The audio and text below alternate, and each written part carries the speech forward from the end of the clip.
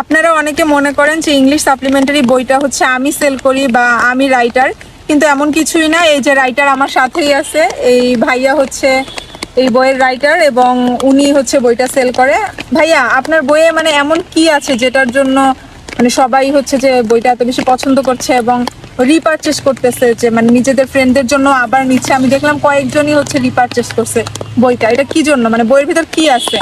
আমরা হচ্ছে যে যতগুলো টপিক আছে গ্রামারের ফার্স্ট টু লাস্ট প্রতিটা টপিক ওয়ে অফ প্রেজেন্টেশন বা উপস্থাপনার দিক থেকে খুব সহজ করার চেষ্টা করেছি, যাতে যারা একবারে ক্লাস 6-7-এ পড়ে বা ইন্টার সেকেন্ড ইয়ারে পড়ে তাদের জন্য জিনিসটা রিলিভেন্ট থাকে। এবং হচ্ছে আমরা সহজ থেকে আস্তে আস্তে একটু কঠিন করেছি এবং মূলত প্রতিটা গ্রামারের আমরা খুব সুন্দরভাবে, ধরেন আমরা একটা টপিক এখানে দেখতেছি যে কমপ্লিটিং সেন্টেন্স, আমরা কমপ্লিটিং সেন্টেন্স কিভাবে প্রেজেন্ট করেছি দেখেন। একটা খুব সুন্দর করে কমপ্লিটিং সেন্টেন্সের আমরা রুলটা লিখেছি, সাথে হচ্ছে ওই যে সেন্টেন্সটার স্ট্রাকচারটা লিখেছি, যাতে পরীক্ষার মধ্যে একটা স্টুডেন্ট যখন কমপ্লিটিং সেন্টেন্স অর্ধেক দেওয়া থাকে বাকি অর্ধেক দেওয়া থাকে না, যাতে তারা এই স্ট্রাকচারটা সম্পূর্ণভাবে ফলো করে তারা হচ্ছে তাদের পরীক্ষায় আনসারটা করতে পারে। এবং আরেকটা বিষয় হচ্ছে, প্রথম ওই ডেফিনেশনটা দেওয়া আছে, দ্বিতীয়ত হচ্ছে স্ট্রাকচার, 3 নম্বর হচ্ছে একটা এক্সাম্পল।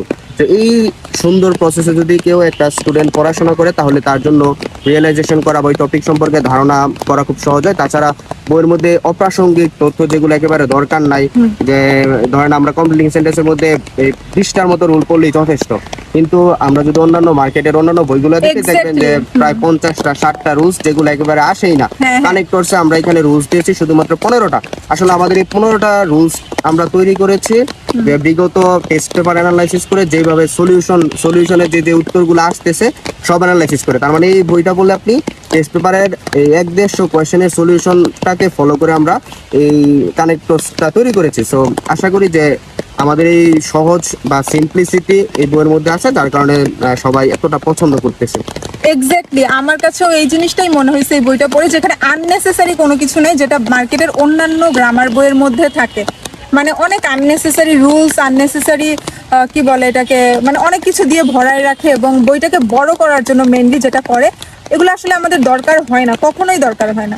সো এত বড় বা এত মোটা বই নিয়ে আসলে কোনো লাভই আসলে হয় না। ওটা পড়তেও ভয় লাগে যে এত বড় বই, এটা পড়ে শেষ করবো কিভাবে। সো ওইটা না নিয়ে আমার মনে হয় যে এই বইটা নেওয়া আপনাদের জন্য বেশি ইজি হবে, বেশি হচ্ছে যে হেল্পফুল হবে, বেশি বেনিফিশিয়াল হবে আপনাদের জন্য এই বইটা নেওয়া।